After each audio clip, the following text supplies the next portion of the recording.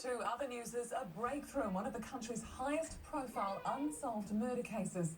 Police have arrested two men almost 30 years after the publican at the Red Fox Tavern in Waikato was shot dead. New DNA evidence is believed to have played a role. Paul Hobbs reports. It was a crime that shocked the nation, the 1987 cold-blooded shooting of publican Chris Bush at the Red Fox Tavern in Maramarua. Mr Bush and three staff members were enjoying a quiet drink in the pub when two hooded men burst in. They shot and killed Bushy, as he was known, getting away with $25,000 from the hotel safe. This is the type of weapon used, a side-by-side sawn-off shotgun. An extensive investigation at the time failed to catch the killers. It wasn't very often in those days where you'd have an aggravated robbery, an armed hold-up, and somebody actually being shot dead.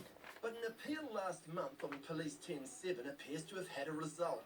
A number of members of the public have contacted us and provided invaluable information. Two men have now been arrested, one appearing in court this morning, remanded until next month.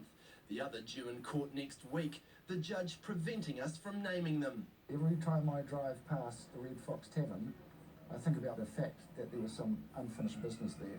They weren't talking at the Red Fox today as developments filtered through the township.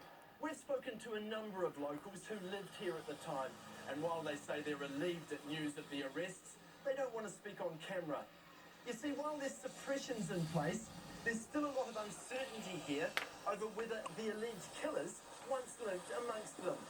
30 years ago, this was the message from Chris Bush's wife to her husband's killers. Appeal to them so very, very strongly, if not for the sake of myself, my daughters and the community, for their own sakes, to please come forward.